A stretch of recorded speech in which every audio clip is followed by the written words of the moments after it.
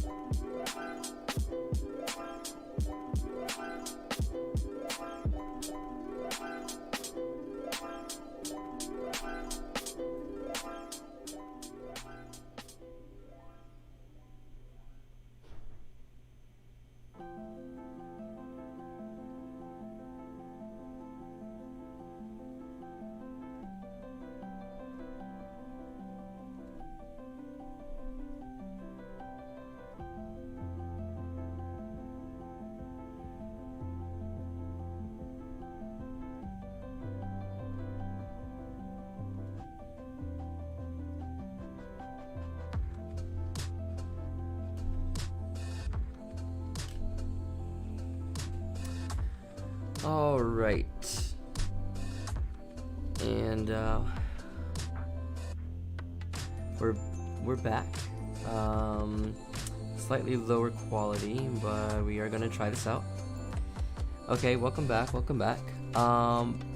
the way, it's actually May, not Maya, but that's okay. Okay, I definitely was not sure. Thank you for pointing that out.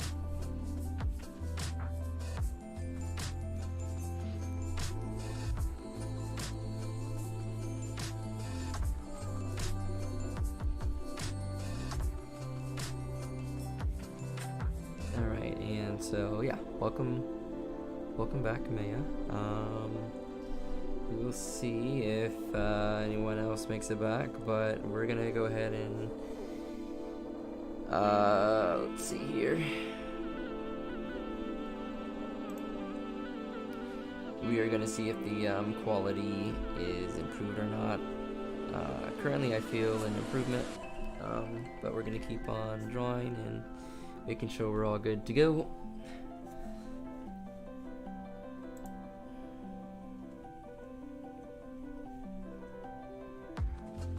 We're actually gonna just pause on this pose maniacs.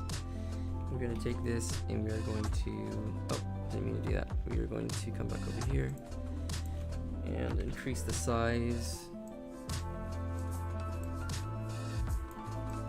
Okay.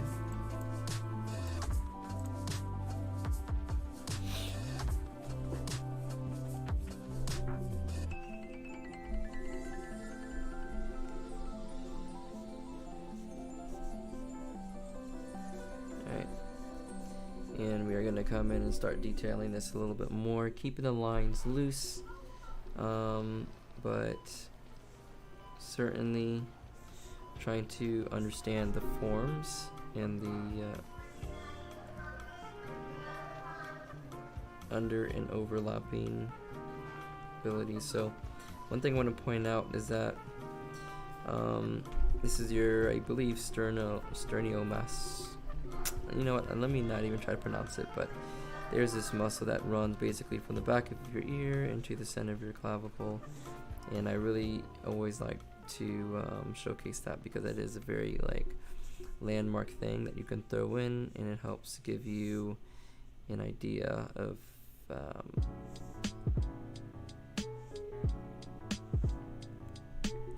how this head is kind of positioned. Okay. So we're gonna go ahead and draw all this down, draw this.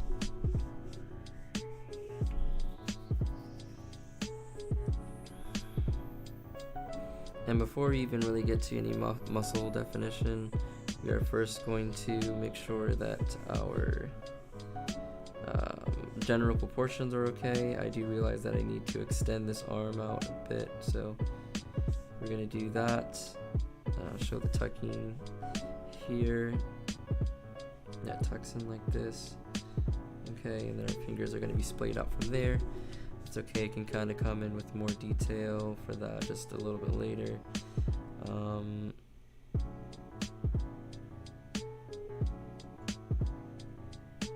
Do this, and we're going to do that. Okay. And we're going to come in, draw on this calf muscle. This is going to come down like this. Draw on this other leg. And just kind of notice how kind of quick and loose we're being with this. Now, before I stopped the stream last time, we were kind of talking about life drawing and the different kinds of life drawing and stuff. So, just kind of interested to hear your guys' takes on, what you guys enjoy drawing the most and enjoying the least. And it seems like what gives us the most trouble is backgrounds, and from my own personal experience, it's definitely been the most tedious when I'm drawing comics, and having to throw in the background can definitely get a bit tedious for sure.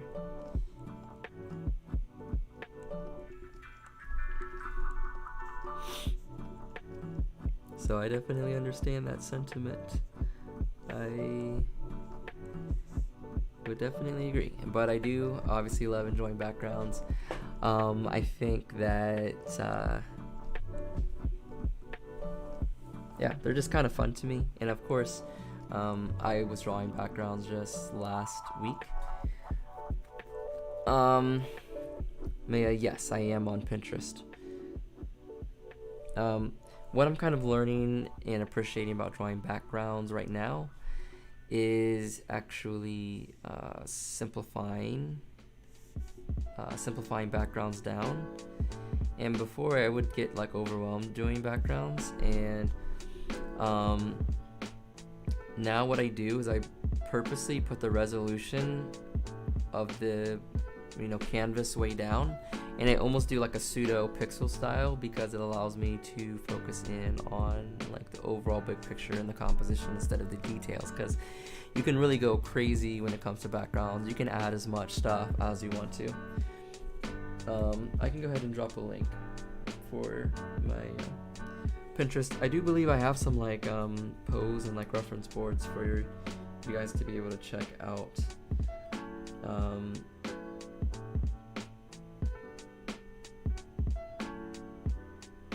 Let's see here.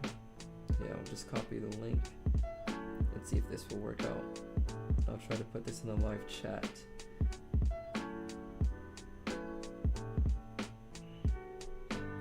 Alright.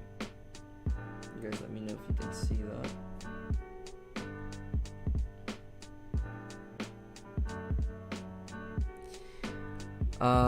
Is your name on Pinterest the same as it is on YouTube? So my name on YouTube is Mega Master, but on other places I go by the Art Messiah, and so that's what I go by on Pinterest as well. And of course I just posted it. Yo, what's going on, Yubuki? Yes, this is Pose Maniacs. Sounds like you're already familiar with it. Definitely one of the best free drawing resources out there. So if you are not taking advantage of this, like, I strongly encourage people to take advantage of this.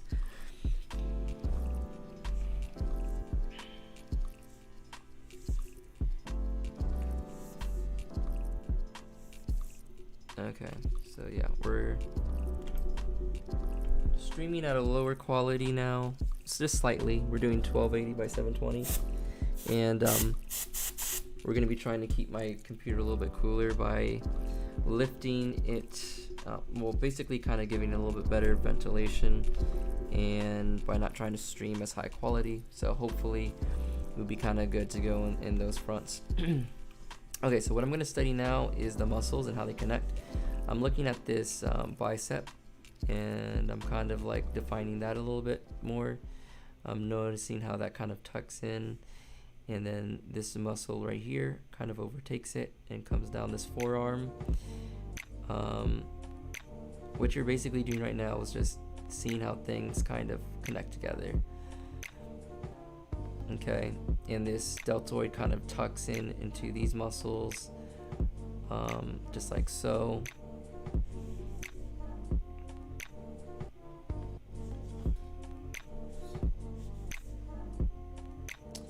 Okay, so back here we see the tricep. So the tricep kind of comes in.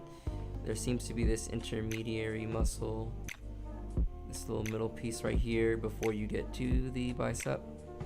And so when you don't know what something is or something's called, you can always look it up. I'm being kind of lazy right now, and I'm just actually focused on the drawing, but it is good to have a reference nearby and to try to look up some of the stuff as you're going through, for sure, and try to commit that to memory. All right, so we got this muscle thing kind of coming out here.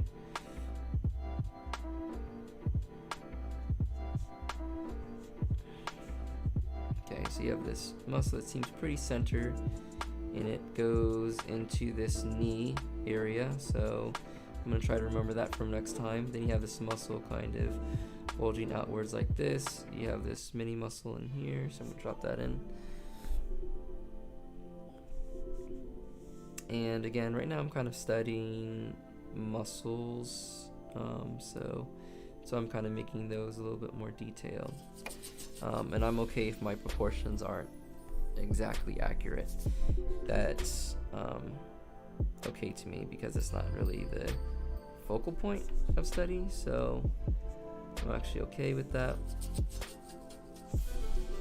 Feet, I'm not doing feet studies today, so I'm just gonna get the general overall shape.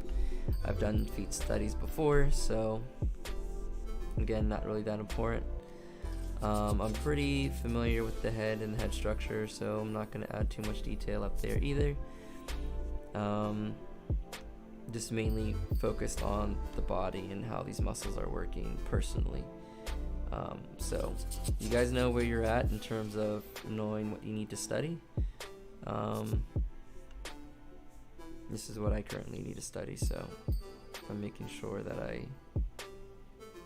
draw these things first and foremost.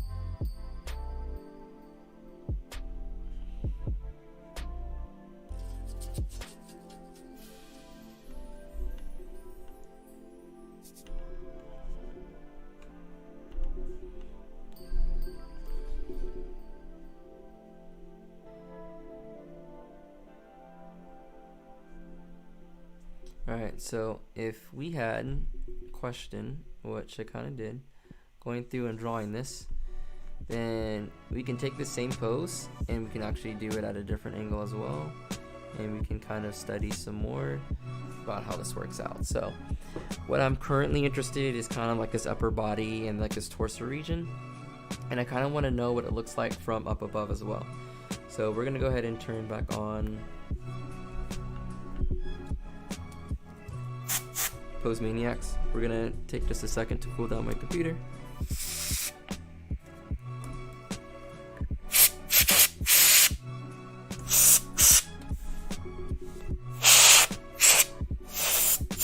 Make sure it's not getting too hot. So that's what you hear in the background.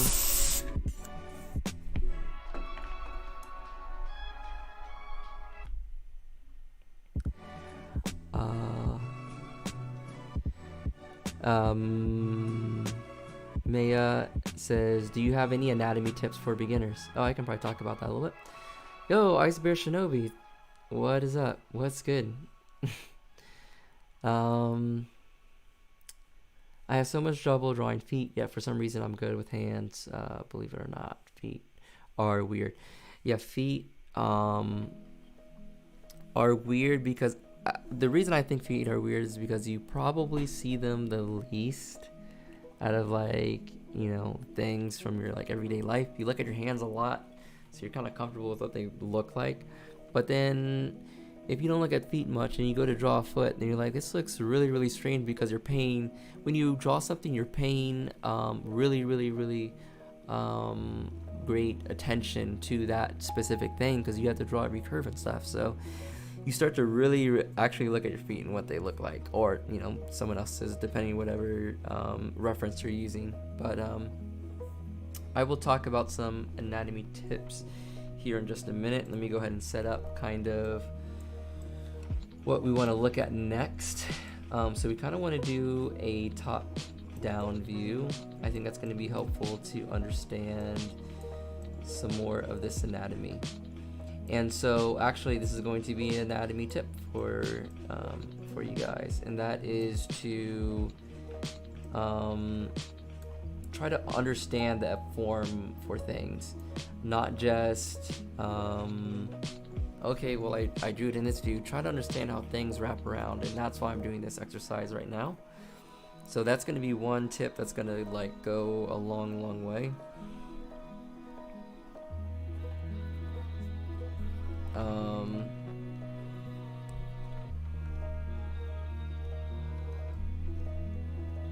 Yeah.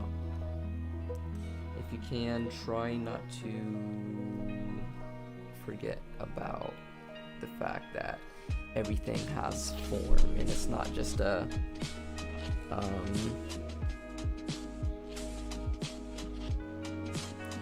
it's not just like a 2D drawing. It's like obviously you're translating it to a 2D drawing, but like as they're drawing it, understand that there's kind of more going on to it.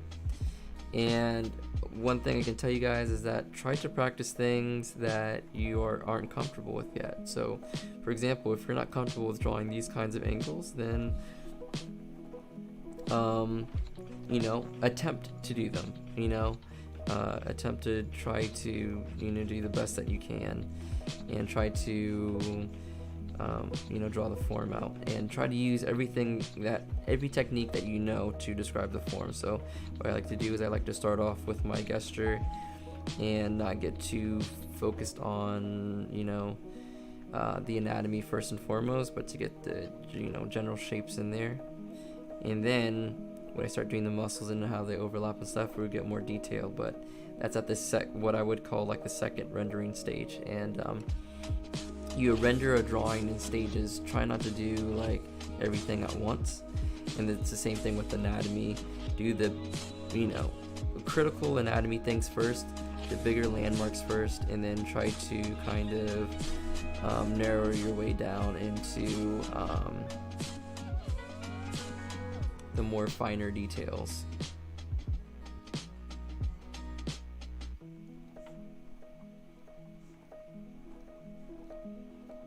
And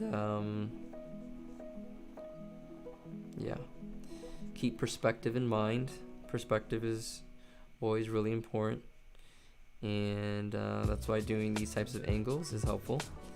And remember that you can push your perspective however you want to. So you can push your camera lens up real close, or you can take a step back. And to kind of learn about that, I would either get like a camera or use your phone camera to kind of study lenses and how that affects how you view something. Alright, so completely different silhouette looking from a top-down approach. But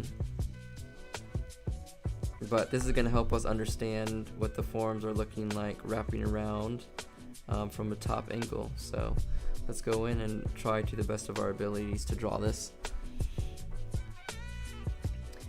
I wish I could draw hands and feet. I wish I could draw feet as well as I could hands. Not bragging though. No, it's completely understandable. Like, I think I draw hands better than I draw feet as well. And that doesn't necessarily mean I can draw both like crazy good or anything like that.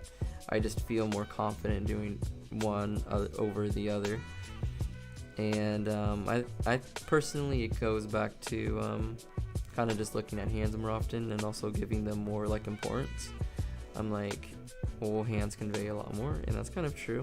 But certainly it's not good to kind of forget about the other parts of the body just because you don't see them as often, because then when you do need to draw it, you're going to be kind of like up a creek because you never took the time to actually understand what was going on.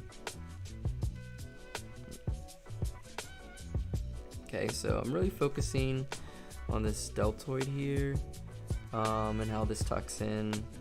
I've been noticing it's had a similar shape at all these different angles, so it's a really good thing to take note of.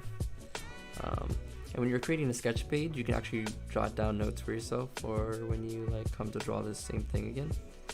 And in the future, then you'll have your own kind of reference sheet with your own handwritten notes, and that's actually extremely helpful because there's only so much you can get from kind of taking in art from other people. Like you will learn, but you will learn most and remember most if you write stuff down for yourself. Like some other artists could have written the same exact thing, but if you don't write it for yourself, if you don't understand it for yourself, then it's not going to mean any much to like look at someone else's notes and pretend that you understand. You don't really understand until you put something into practice.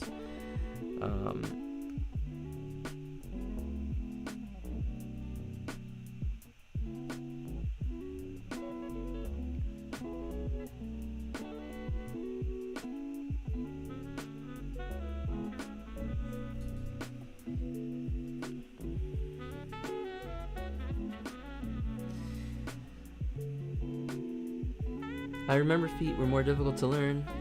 Feet are like weird wedges, and the toes are weird little eggs lined up at the end. I mean, that's a good way to think about it, actually.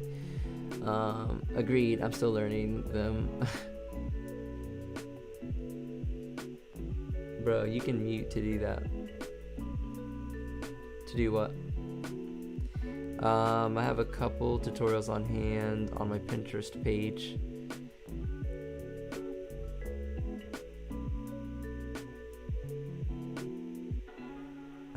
I'm a beginning YouTube. Do you have any suggestions for video editors I could get? Oh, nice. Well, congrats on starting the YouTube journey. That's pretty big. Definitely taking on a new skill, a new venture for sure. So congrats on giving it a shot. I do have some recommendations for video editors because I'm actually going to be kind of switching as well, but perhaps my suggestions aren't like full opinions yet because I haven't used it yet. The only video editing software I've used so far has been Adobe Premiere, and that's pretty good. It's pretty powerful, but of course it's subscription based and maybe a little bit expensive. So, there is that. And also I think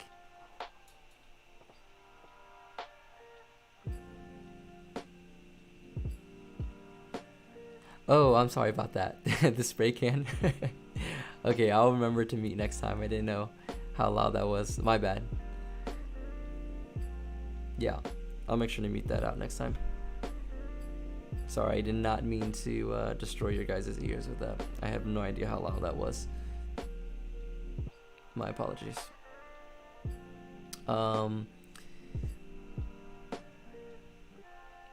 Blue Dragon may have some recommendations as well. I'm not to throw you on the spot, but she also streams. No, not streams, does YouTube. And so I'm not entirely sure which video editing software she uses, but perhaps she can enlighten. I know there's one called, I want to say I started writing it down.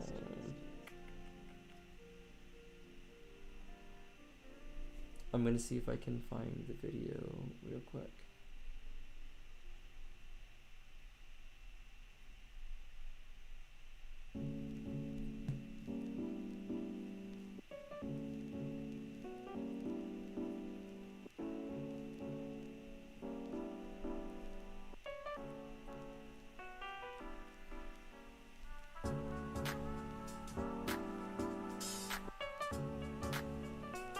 Okay, so I am personally interested in trying out VSDC.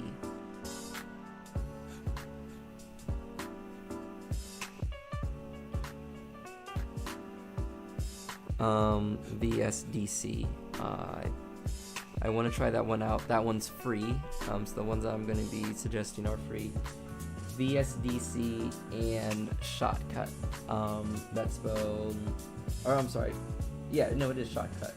SHOTCUT. And then there's also OpenShot, which is OPENSHOT.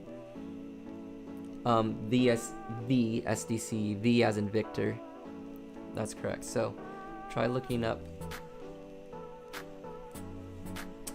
those two.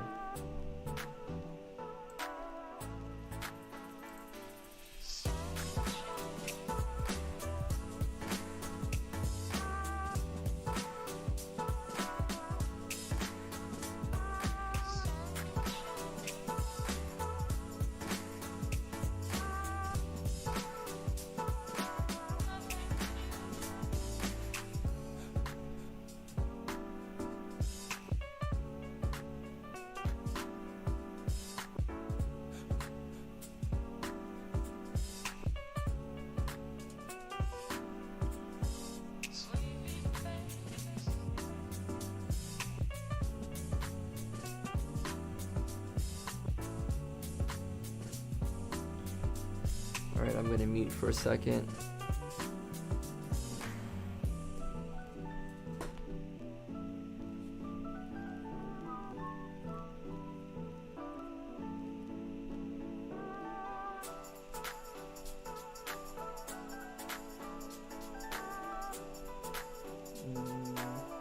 Alright, putting the names in right now.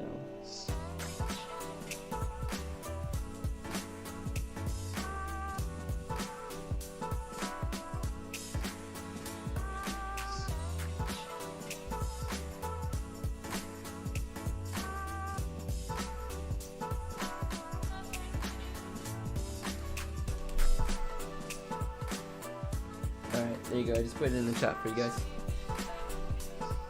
Yo, what's up? Matt, you have made it to a live stream. Hello, hello, welcome, welcome. How is it going? How's the night coming along? We are doing some anatomy practice first and foremost. We're gonna be doing lots of sketches later on, but for right now we're doing some practice and some warm-up. Yeah, a little bit of trouble earlier on in the stream. Had some lag. Apparently my computer is not powerful enough.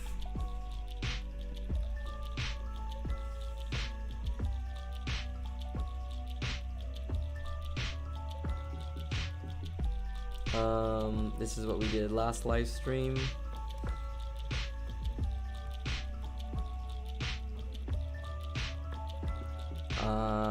Here's some other work that has been done. Yes, we are in it. Okay, I'm gonna mute for just a second so I can cool down my computer again so we can keep going.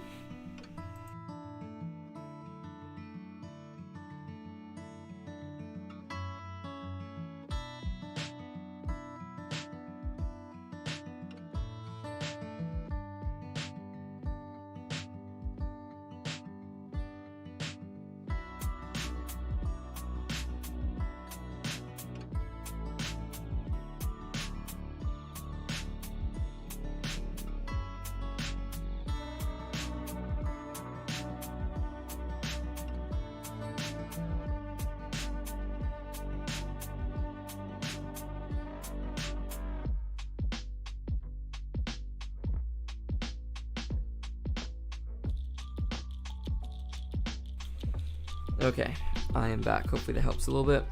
All right, sit back and relax, grab some snacks, hang out for a little bit. We're just gonna be chatting and sketching away. The idea is to get to some character art, but just sketch stuff. We're keeping it chill music.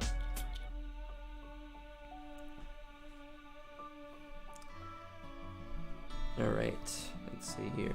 Do you have any tips for beginning YouTube artists? Well, first, let me ask you a question. What are you trying to accomplish? I'll give some general tips till I hear your response, but one thing I can say about beginning art YouTube is that try to think about what kind of value you can give your audience, what kind of things they would enjoy seeing, and ask people that like your work, what would be interesting for them to see. But before even doing that, I would really write down what is the value of being a YouTube artist for yourself.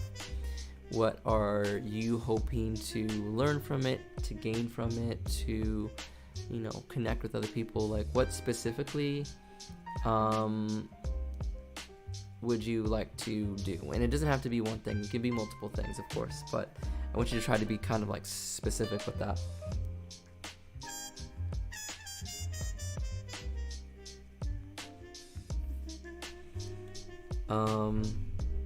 So yeah, be very specific first about what you want, because you can get kind of lost in the weeds of trying to like optimize and trying to market and trying to do all these different things, but have some core goals first to keep you focused. That's gonna go a really long way.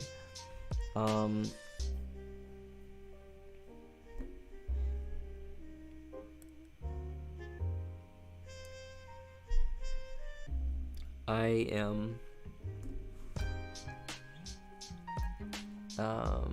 actually I'm going to continue this question, but I am going to wait just a second because I think I kind of want to get into some like other drawing now. So we are going to remove Pose Maniacs for now. Well, actually, we're going to do one more. We're going to do one more drawing. We're going to make it more of a quick drawing, though, from Pose Maniacs. And we'll keep this conversation going.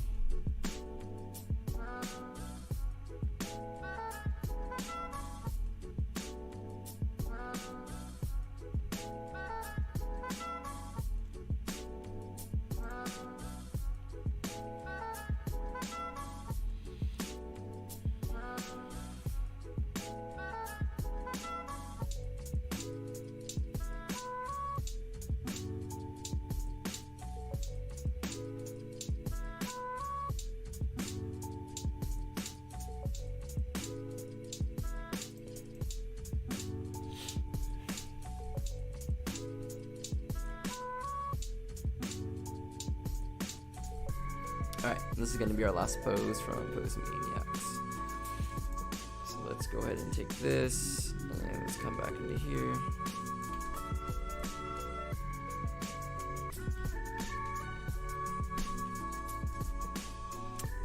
So yeah, what I was going to say, I think, was that I am a pretty small YouTuber myself, so speaking from just experience and kind of coming on and doing streams every week, one thing that I've learned is you don't have to, but having consistency can really help, because it helps people know not only where to find you, but when to find you. And then that can be kind of something that can become part of someone's schedule, because they know they can kind of, rely on, said artist to kind of show up at said time and do an art stream or post a YouTube like tutorial video, whatever the case may be. So that's not absolutely necessary, but it is something that I've learned can be helpful starting out, is to just kind of have that consistency. And I basically started maybe just like 2 years ago, maybe, where I was like, you know what, I'm going to start taking YouTube a little bit more seriously and kind of posting a lot more.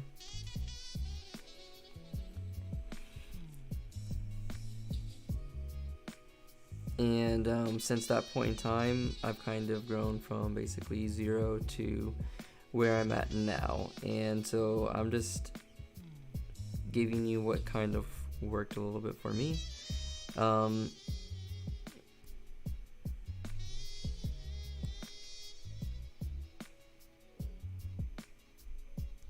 So yeah, in hopes that, may be useful to you in some way or the other. So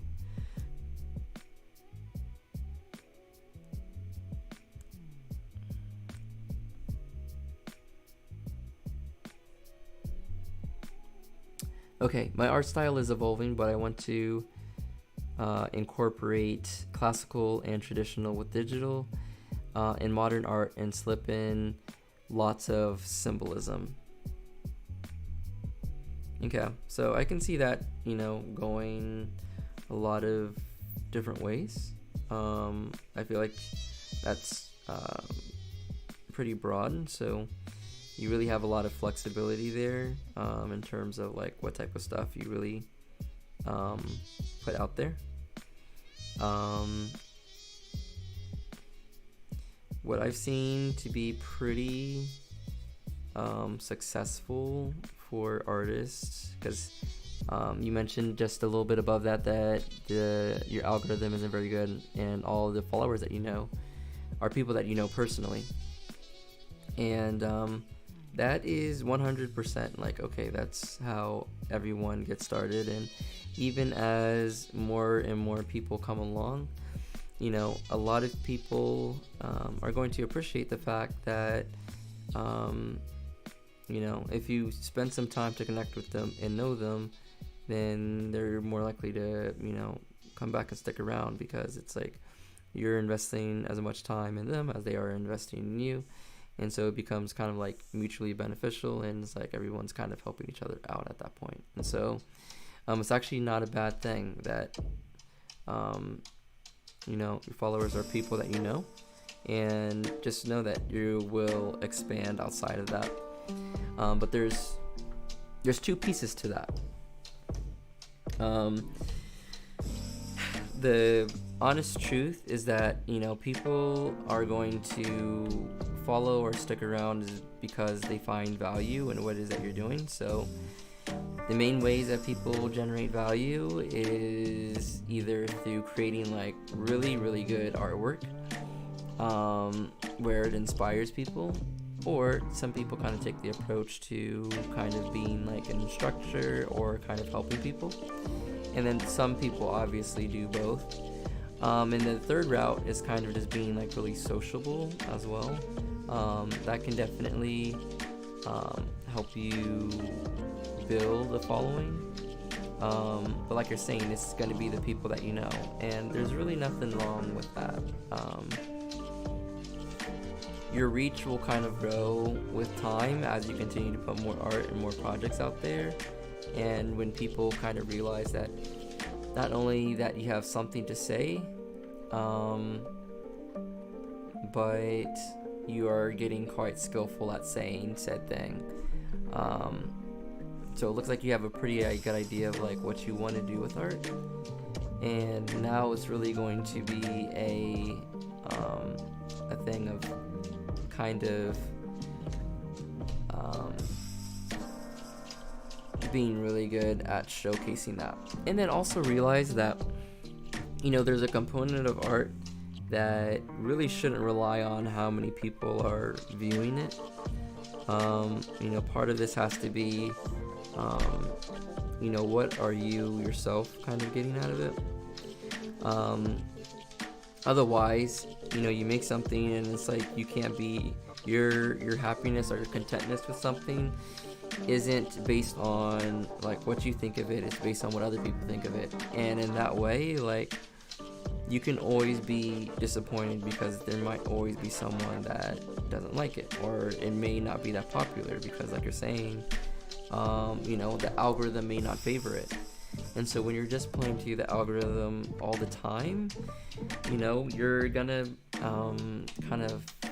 you run the risk of getting burnt out much quicker because you can't control that. You can control what kind of art you create, but you can't control really how popular it's going to be when you're not in control of the algorithm and who it's being pushed out to. So I would just put a word of caution to, maybe try to optimize things, where you can to kind of grow your reach, but really understand for yourself if growing a larger reach is important to you or not. And if it is important to you, try to determine maybe why it's important to you, and make sure that it's like, a pretty good reason, if that makes any sense. I'm kind of just rambling on, but I love fantastical sci-fi, masquerade, mask, Cybreed, a metal band, and automatons. I also love mythology and fairies. I'm making a graphic novel right now, but I haven't said anything about yet, not until I have it out. Okay, that's very fair, and I kind of like that approach myself. Sometimes I limit myself from talking about certain things because I don't want to be a person that's like all talk and doesn't necessarily get things done, if that makes sense. So I keep some things under the wrap. Of course, you guys know about my main project, but sometimes it's good to work on things in secrecy. As you know, I'm working on stories as well, so it's like we have that in common, which is great. What I recommend, I guess, from a story creator's perspective, let me try to think of like some tips that you can use on YouTube to kind of help promote your story.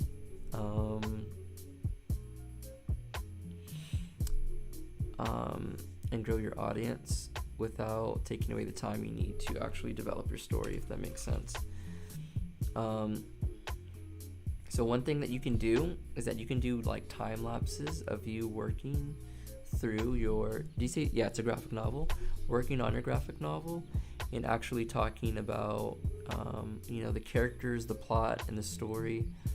And then another thing you can do with doing that is actually make like informative videos, like, okay, how I came up with the plot, how I came up with the characters, the story, and actually make it informational, because that goes back to the point of providing value to the people that are watching it, and so more people are likely to watch it when they think when they are getting kind of value out of it.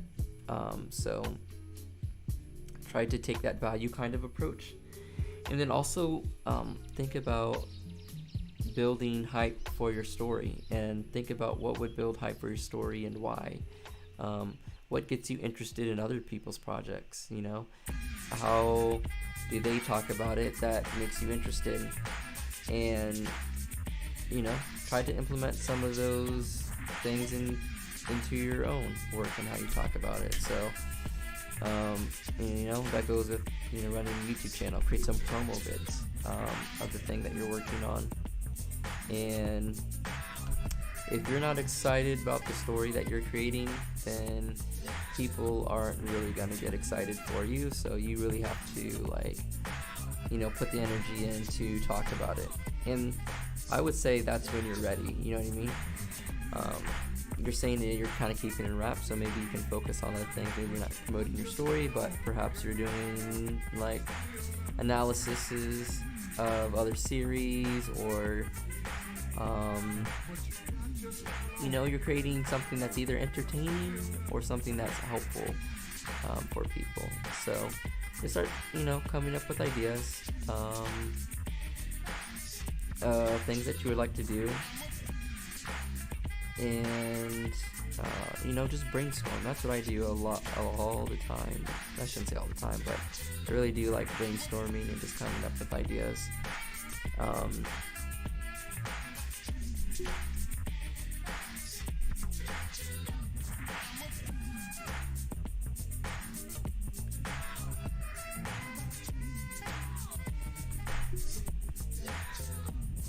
So yeah.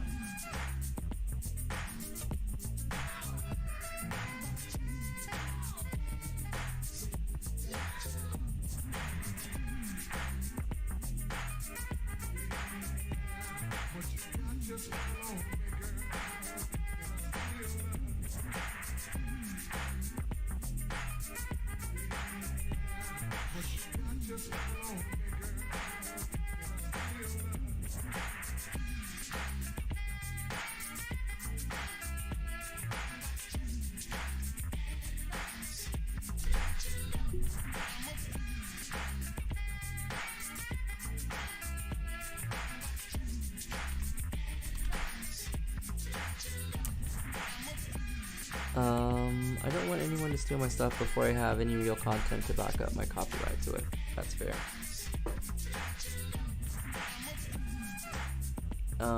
That is a big concern with like posting work online that I have personally, because it's like, how can you, you know, really protect your IP? My idea is that like I will have proof for all my IP by posting my work online, and I have the date that is posted and everything like that. And my idea is that, you know, everyone that is follow my journey, whatever the case may be, can kind of back me up about, you know, what it is that I have been working on, and that may, you know, prove useful for me, or not prove useful for me, but like just be able to kind of help out with that, you know, worrying of people like kind of like stealing your ideas. But yeah, there's truly no rush to like you know, push stuff out there when you're not comfortable with doing so yet.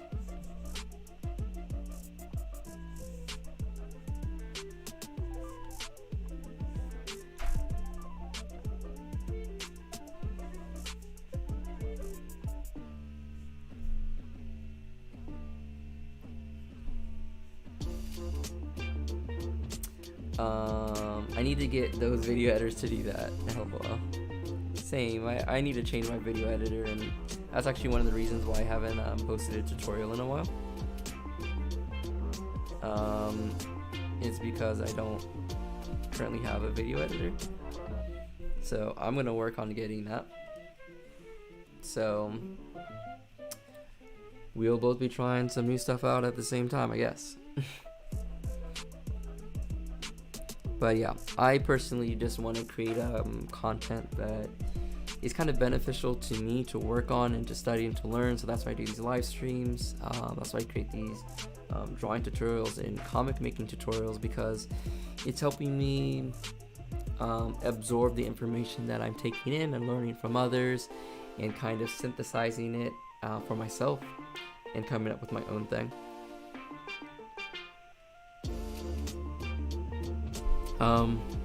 What kind of videos would you like to create?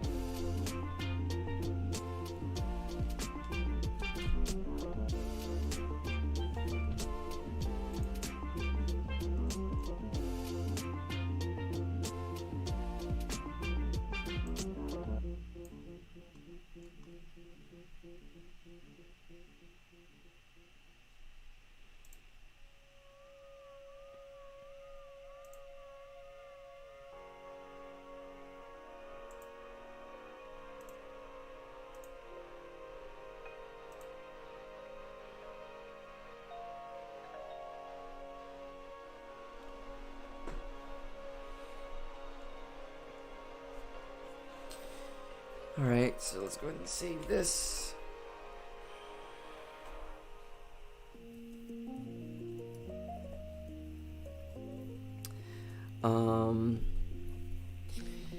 I think art as a whole, biggest enemy is capitalism. Having that rush and consumer expectation takes so much away from the artist and art. Facts. Absolute facts. And it's like, I just want to piggyback off that. There's that rush, there's that expectation, and now, since everything is like, everyone feels like they need to be online and have a social media presence and like all these things, it's like an added pressure that artists didn't necessarily have before. But seeing other artists get popular and they're on here, they're there, and literally like everyone's making like YouTube videos about like how to become like popular on Instagram or popular on YouTube, and it's like artists are pulling a lot of attention away from the actual craft and the art to focus on kind of just like content creation and growing a following and just trying to really kind of at the end of the day make that cash, trying to get like that ad revenue and stuff like that. And it is a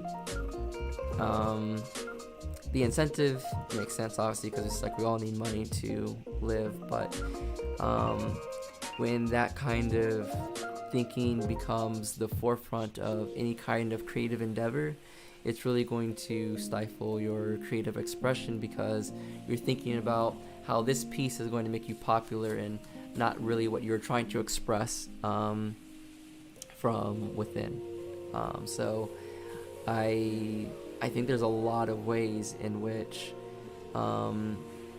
we don't necessarily take art as personal as we should.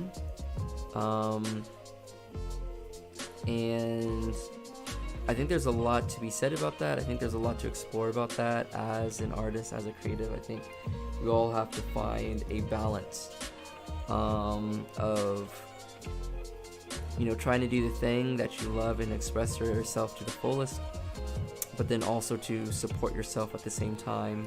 And there isn't really currently that much support for the arts, like literally just to do art in society. There's only like economic, you know, push for it, if there is a push for it.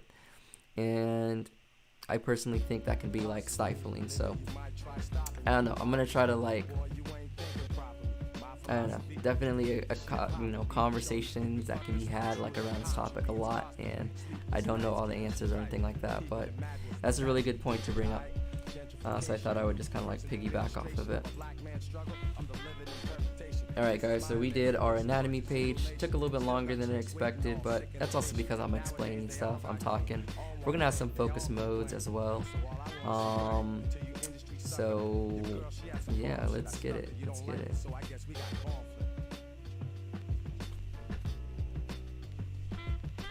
Catch me shooting dice in a dark alley, rocking clocks and valleys. Lot of niggas asking me how did I spark Cali? Cats on my block, they stay wild, stay getting thrown on the island and cellular. Let's see. I guess tutorials and stuff about my graphic novel series. Okay, yep. Very good. And no, I get it. My popular is not my main value. I just want a decently sized community. Yeah, I think the goal is to kind of have like a community that you can rely on, and then you can also support yourself. And you know, the people that I really admire do that well. They're good at, you know, corralling people together and having everyone help each other out. And I commend you for kind of getting started on that journey and whatnot. It does take some time to find your tribe and kind of like build your community. It is good that you're kind of aware of that. You know for yourself what you're going for. Because if you're going for popularity, it's a different mindset. If you're going for community, you know, you're going to take a different approach to things. How true. Are there any other platforms I could post my art on? I can list off all the ones that I know, but I'm gonna be perfectly honest that I don't post everywhere simply because it just takes me too much time and I don't get to focus on art. That's why I just love streaming, because I'm just focusing on art. And it's not necessarily too hard to set up. We had some technical difficulties today, sure, but overall, I click stream and then it's like we're started, we're going, you know what I mean? So yeah, I'll just give you the list that I currently have, and you can decide if any of those are going to be useful for you in the future.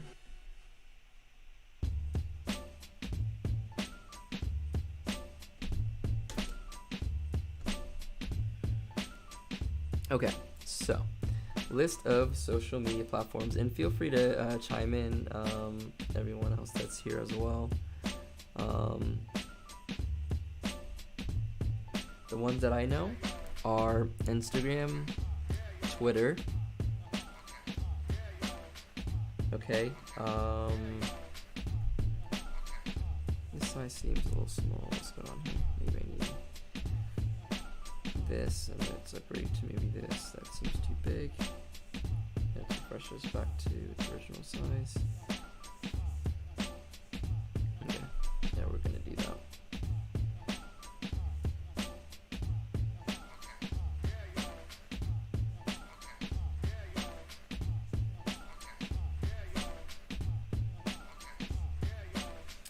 So we said Twitter, Instagram, DeviantArt,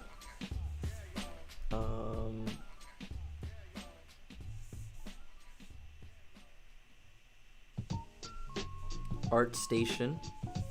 ArtStation is kind of like, for like a professional kind of like portfolio sense.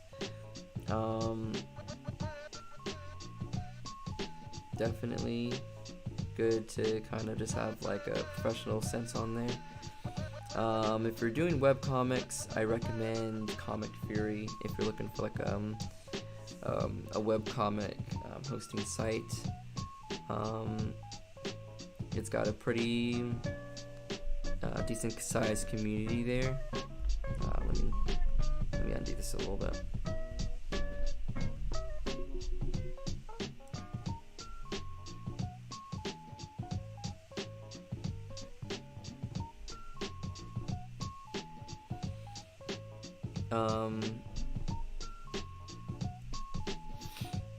Let's see here.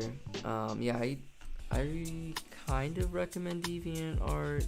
You're not gonna find popularity per se, but I recommend it from a standpoint of just having a place to post your art. And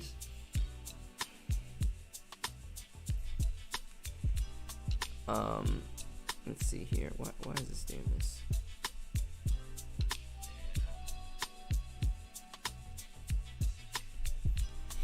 Okay, so yeah, having a place to post your art.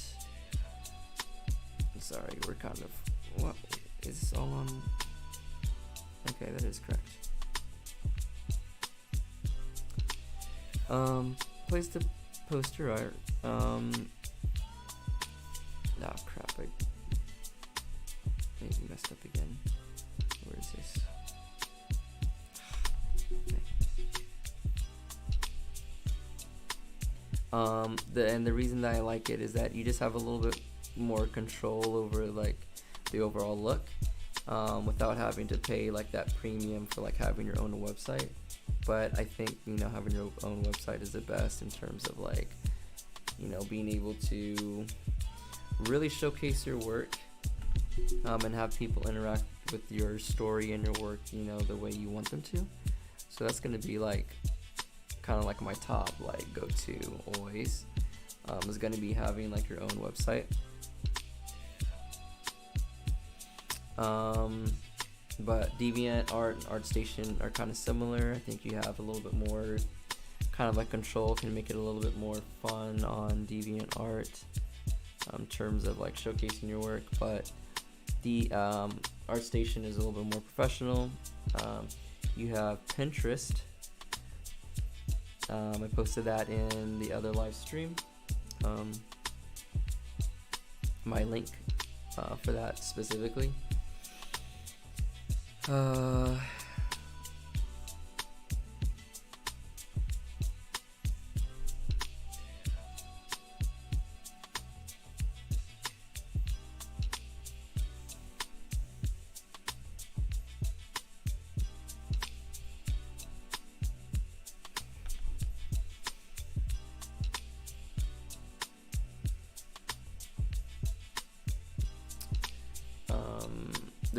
There's still Tumblr. Tumblr has kind of dropped off the map a little bit in terms of like artists posting there, but it's still not a bad one.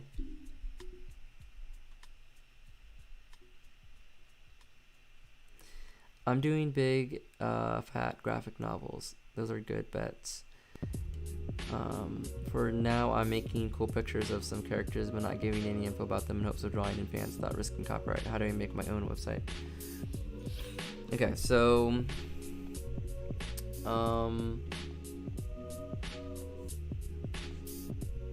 that's a decent approach for trying to gather some fans. Another thing to just draw on new people, a new audience. I hate to say it, but like fan art. The only thing I strongly caution against is like doing fan art of things you're just generally not interested in, because I think at the end of the day that's gonna hurt your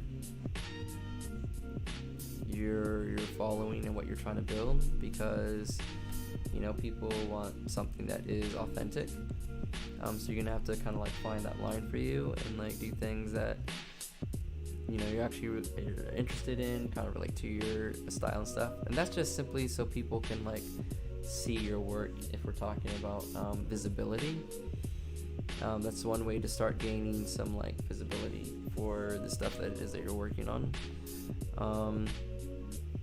Of course, not the only way.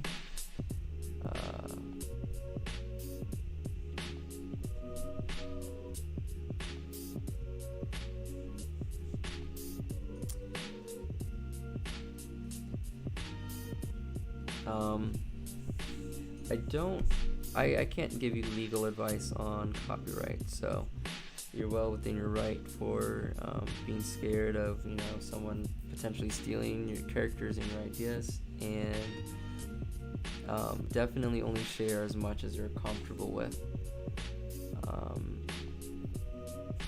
There are some people that are kind of like sharks and are looking for ideas, and you know they can go onto places like this and just kind of get ideas for the free.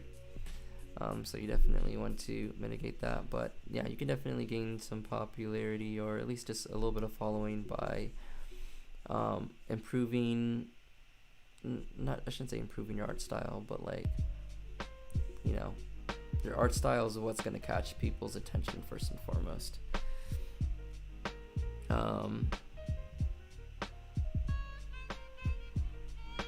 And you got to be consistent. You got to post a lot if you want like a following. I mean, you don't have to post like too much, but you know, at least post something like at least once a month, just to, you know, let people know you exist.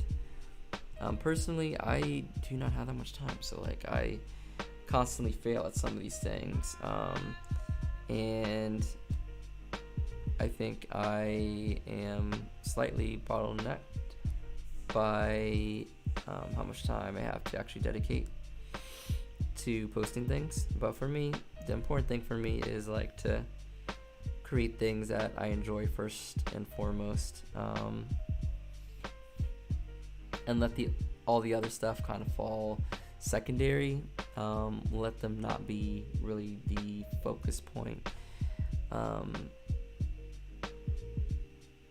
Focus on the creating art first and foremost. Yeah, exactly. I don't post super often because right now I'm busy with my project. Exactly. Yeah. Same here. It's like I'm busy with my project. I'm busy with what I need to do, and that's okay. So what I'm currently doing is separating and saying that listen, I'll focus on marketing and growing the following later. Why don't I just focus on the art right now? And if there's anything that I can kind of put out that may be helpful to others, that may draw new fans, sure, go ahead and do it. But I'm not worried about the, growing like a huge community or huge following right now. I'm more so focused on the project, and that's totally fine. And one thing I want to say on top of that is that where I have succeeded like the most is actually just being at conventions and selling merch of my story. So that may be an approach that you may want to think about. Instead of pouring too much time into your like online presence, you can also just focus in on your story, your art, and then when you complete that project, then you focus on the marketing, then you focus on maybe doing some conventions or participating in your local art show, or some other kind of like local like gathering where people are writing stories or something like that. So I post every few weeks or a few times a month though. Okay, that's plenty enough. I do some fan art of Cybreed, my favorite band ever, but Cybreed isn't that well known. Yeah, I'm gonna look that one up.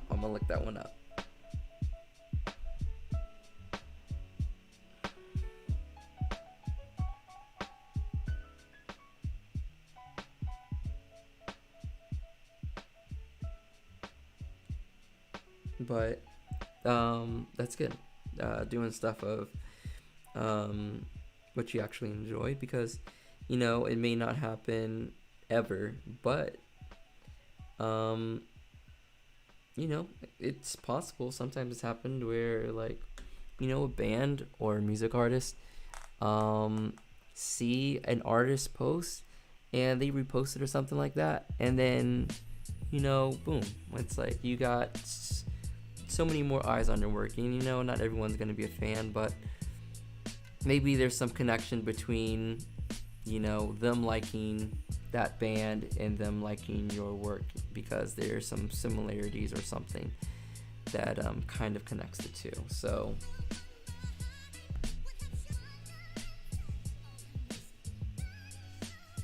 but yeah,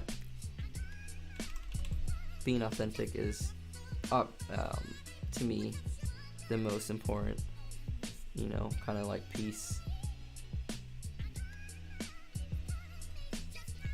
one of the most important pieces there.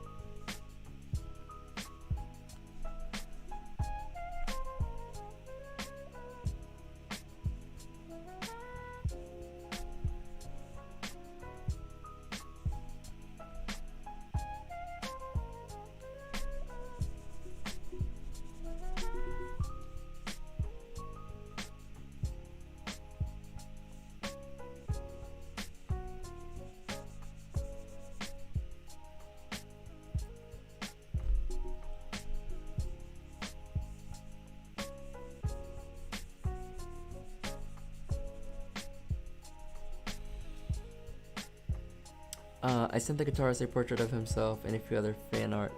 Snail mail. I don't want it to become too obsessed with getting super popular and stuff. That will only decrease the value of my art, and I don't want that. Yeah, exactly. It's cool to like, you know, put some thought into it, of course. About like, you know, how you want to grow as an artist, how you want to connect to, you know, potential new fans, but, you know, try to realize that there's, you know, and I'm saying this kind of like, you know, directly to you. I need to realize this myself as well. And, you know, it's like, that's just a hat that you have to wear sometimes. And personally, being an artist, it's like I would actually rather not have to really think about that much at all. And there's kind of like a lot of artists that fall in that camp, but when it comes down to it, actually spreading the story, we're gonna have to put some thought into it. But you don't have to make that your center point. Especially like, you know, we have a lot of growing to do as artists, and sometimes it's like, you know, we can be focused on these things, but it's like we're honestly not ready for that yet. So, and I'm not saying you're not ready for it, or I'm not ready for it, but sometimes we do need to kind of take a step back and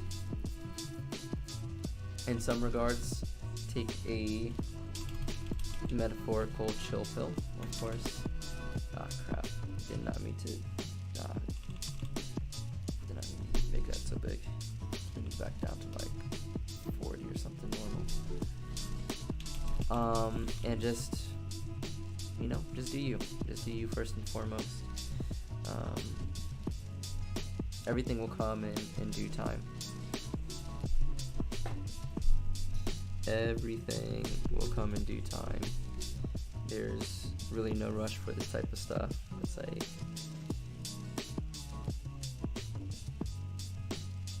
we need time for our stories to marinate and for our ideas to marinate and to make sense. So,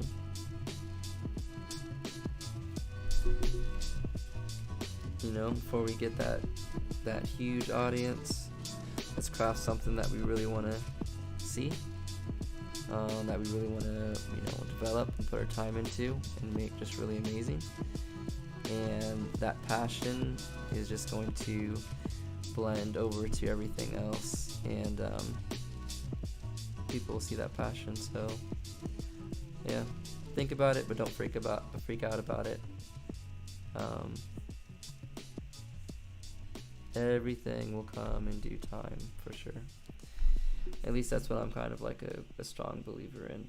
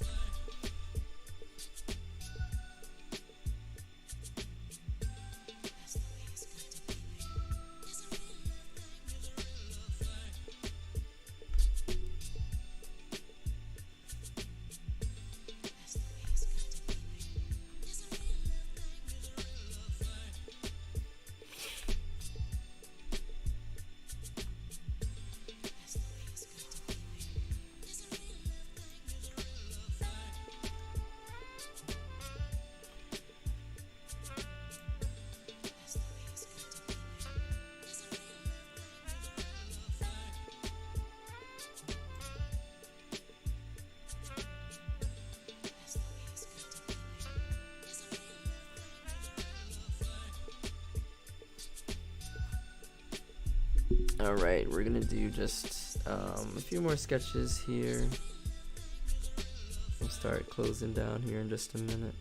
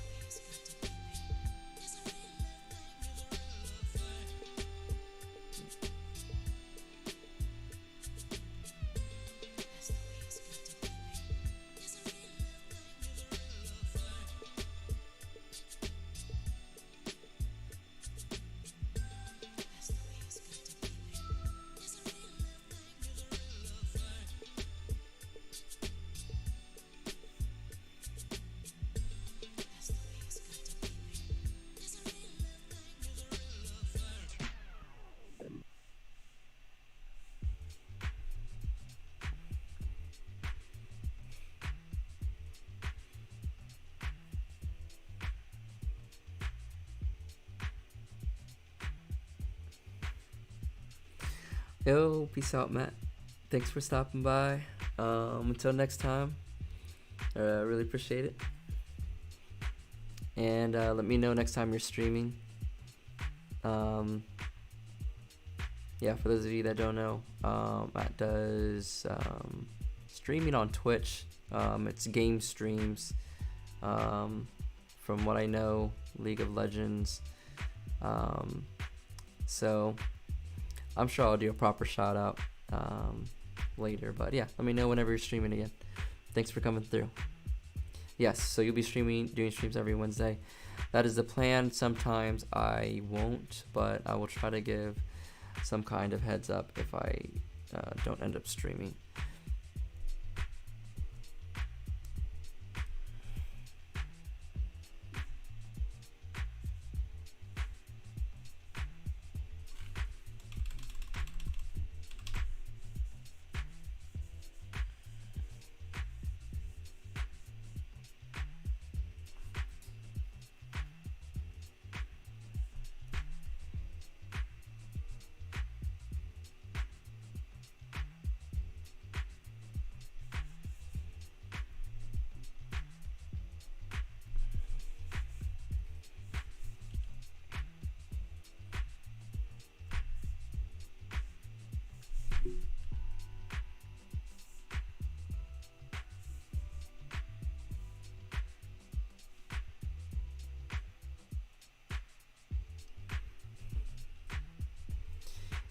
Hey Mega, do you have access to the community tab on YouTube yet?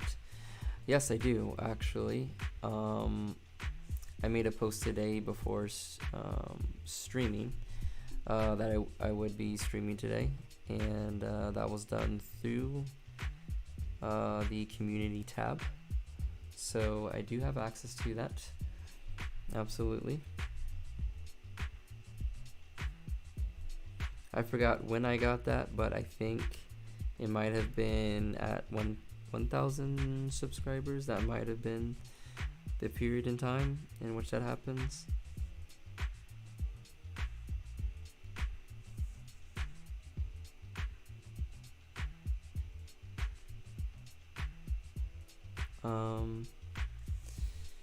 But yes, so expect to see me again next Wednesday, unless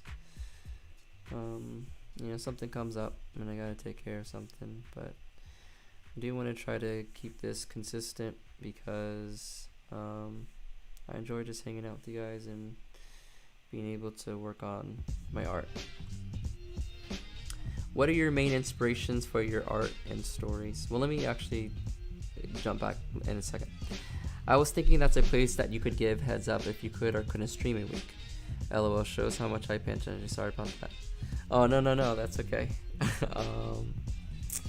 I sometimes don't actually make use of it, but I think that's a really good point. I think I can probably make use of that more and let people know if I can, go ahead and stream that week or not, and do a better job of posting in there.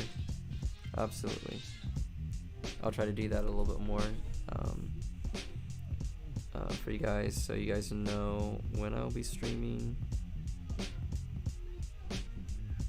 and if I'll have time that day or not. What are your main inspirations for your art and stories? Also, you're good. You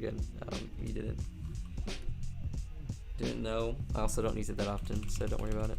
The community tab.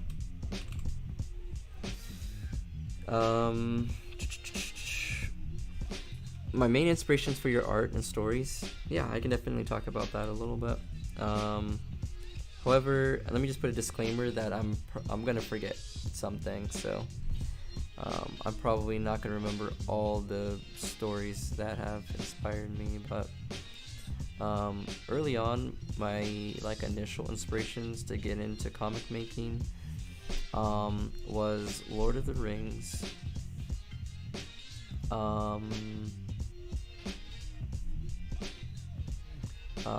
Advent Children, the movie, the Final Fantasy movie, Advent Children. I watched that at a pretty early age, and definitely had an impact on me wanting to learn how to draw and stuff, because I thought it was just a really epic movie. Animation was absolutely incredible, especially as someone who I think I watched it when I was 8 or something like that, and I never seen anything like that before. And then what really got me into creating comics was actually Naruto, and just seeing his dream, and the fact that this was a series that was drawn and that I could potentially do something like this with just pen and paper, that kind of stuck with me. And yeah, from that point onwards, I was I want to try this. I want to see if I can do this. And from there, I just started looking up all kinds of tutorials and things. When I got started drawing, Mark Crilly was one of the first people that I learned from.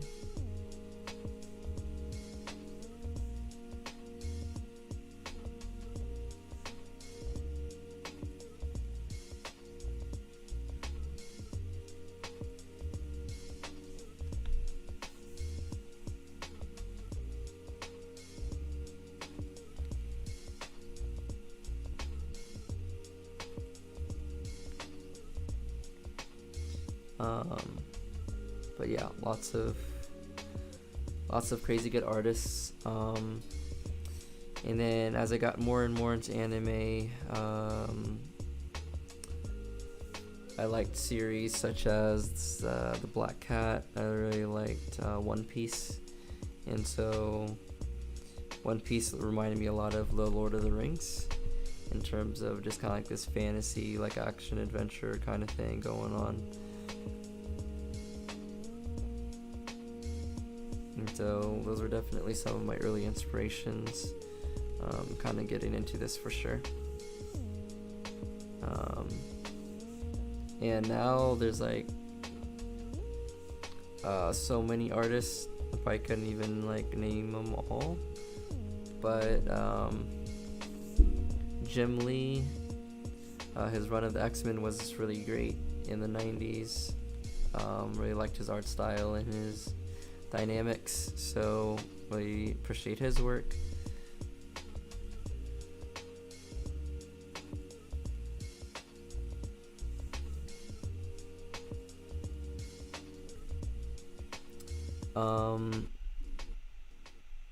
Who else? There's so many incredible artists. I really like Sam does art for environments. I really like, I don't know if I'm pronouncing his name right. His name is Adi Gailan. He does backgrounds and environments. Really incredible art. Love his stuff.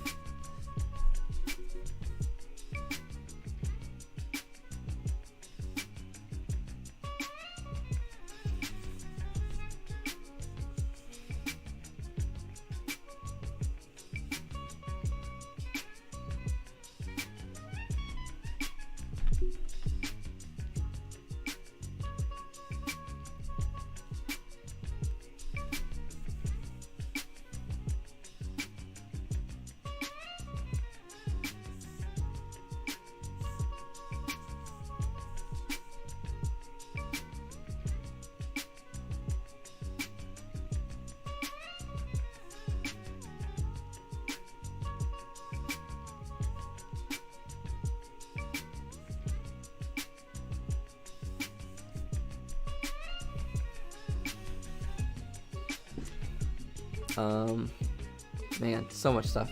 Sorry, it's getting distracted with the drawing, but yeah, so many incredible artists.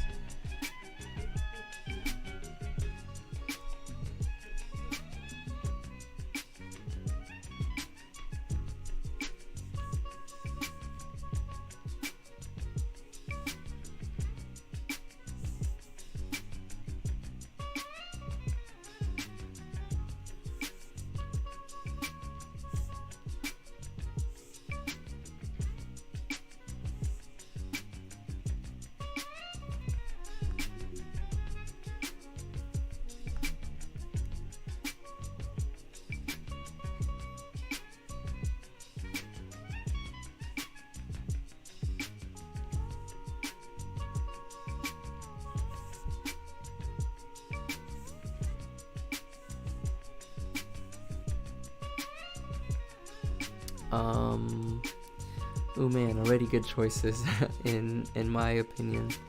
The Legend of Zelda got me into drawing, Norse mythology got me into lore, and Cybreed influences me heavily.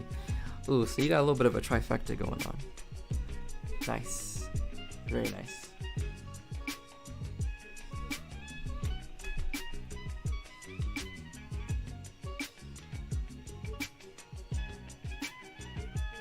Legend of Zelda is so good. Yeah. Definitely got some top tier inspiration there.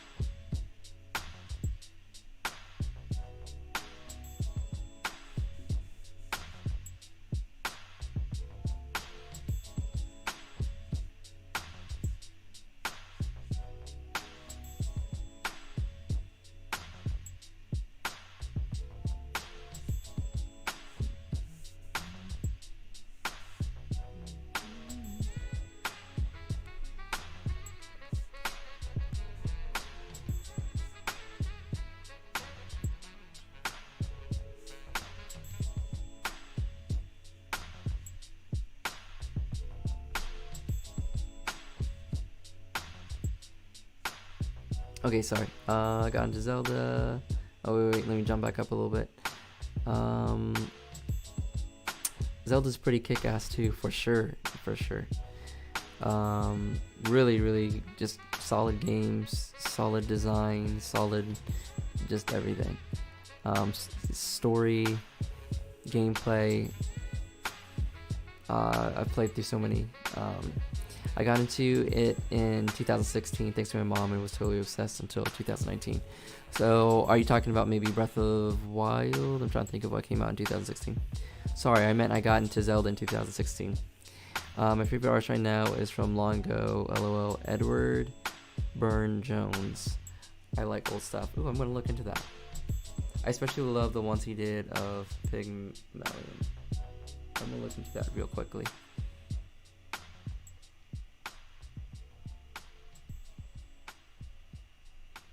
Alright, so his name is Edward.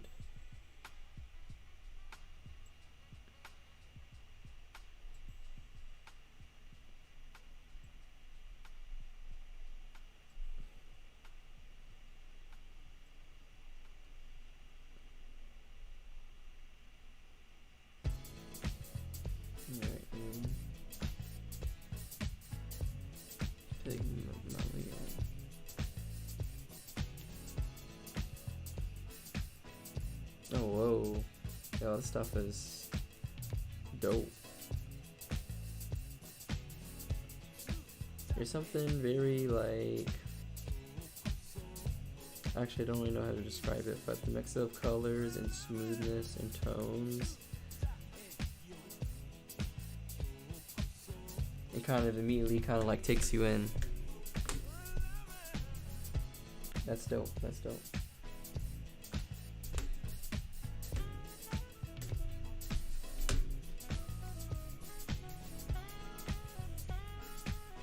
I am already a fan. I'm definitely gonna have to look a little bit more into that artist.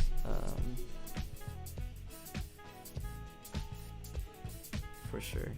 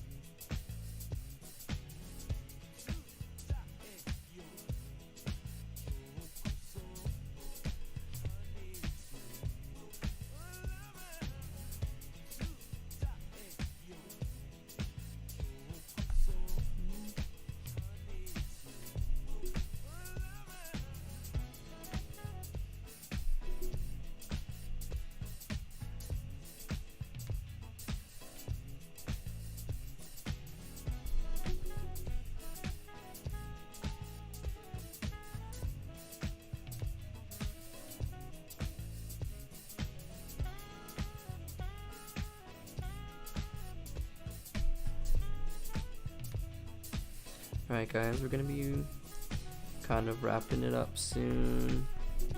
Not quite yet, but I just want to say that so far it's been a ton of fun hanging. It's been a ton of fun just sketching and drawing. And honestly, I could probably go on longer in terms of like the types of ideas and concepts I want to explore, but last we're kind of coming down to not having enough time.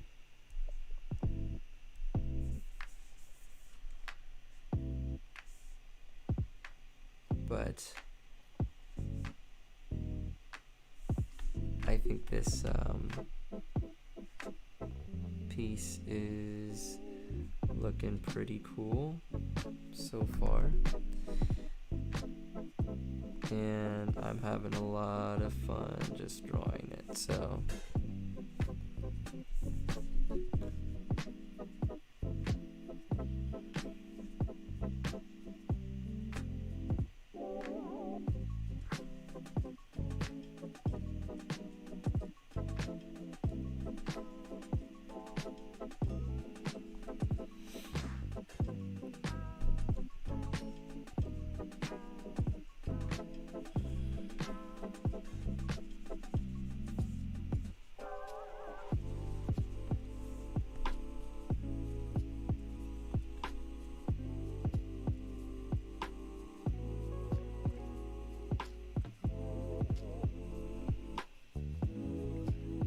Did he do the Waterhouse painting, or is that someone else? I feel like I had a stationary set with some of his art.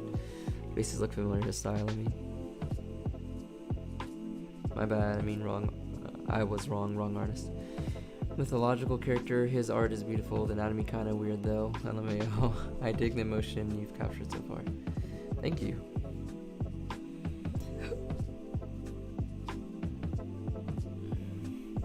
Yeah, it's getting a little late over here. So we're gonna be shutting it down in just a moment. But let me go ahead and say that I am currently kind of working from a pose reference from an artist by the name of, hold on. I have the book right here. I recommend the book. His name is Sushio. I believe he has worked for Studio Trigger, but his name is Sushio the Idol. And I'm kind of working from that right now, but kind of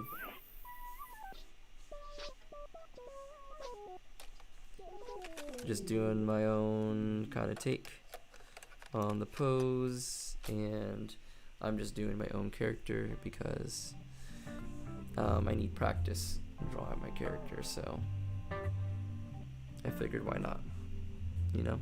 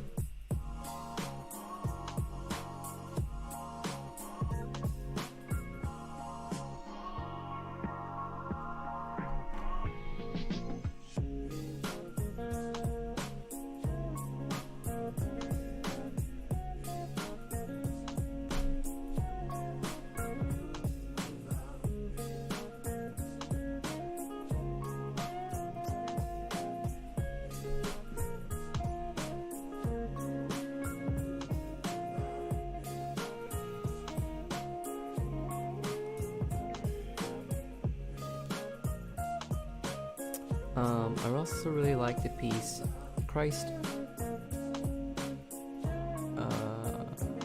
Washing Peter's Feet by Ford Maddox. Comes to show how much of an oldie I am. To get more modern, I love The Matrix. The first one, I mean.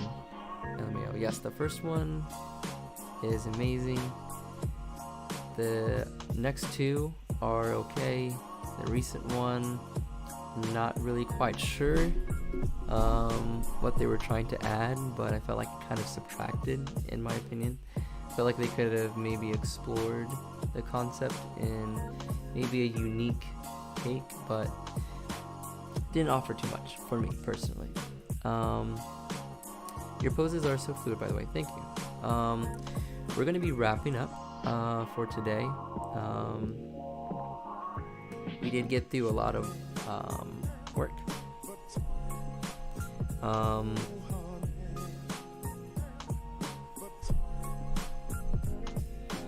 So we started off with some pose maniac poses, just studying some anatomy,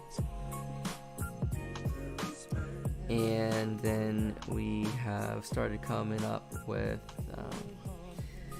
basically putting our design to model, and we did some also cleanups of some other artwork as well. So I think it was a highly productive art session. So we'll just kind of quickly zoom around here at the end. Just sketching, you know, just having fun with it, studying from other artists, studying from real life. This is a real life photo. And yeah, just kind of putting these pages together. So thank you guys so much for hanging out with me tonight. As I said at the beginning, we do these streams every Wednesday at 8 p.m. EST. I'm going to try to use the community tab a little bit more to let you guys know when the streams are happening. But for now, kind of assume that will be the case. And if you want to see more of my work, please check out my DeviantArt account. There is some ability for you guys to support me there if you would like to. Let's see, what else can I kind of talk about? A lot of the people here in this chat are, you know, either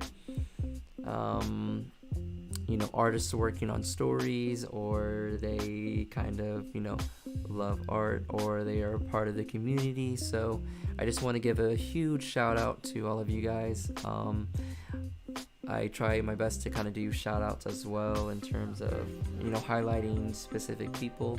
But seriously, the people in this chat are amazing. So I'm so glad everyone was able to kind of hang out. Hopefully you guys get to know each other a little bit. So yeah, I am just really excited to keep growing and keep going on with this journey. Final kind of thoughts. I'm going to be working on my story again very soon, within the next month or so, and so it's going to be gearing up for that, and I can't wait. I'm super excited. That probably means I won't be posting as much, but hopefully we can continue these live streams where you can come and hang out and chill and draw. So hopefully you guys enjoy the music, hopefully you guys enjoy the art, hopefully you guys enjoyed the conversation, because I really did, and I can't wait to come back for next time. So in the meantime, hope everyone has a great night. You guys take care. As always, stay safe. And yeah, let's go ahead and close it out. Peace and love, everyone. Deuces.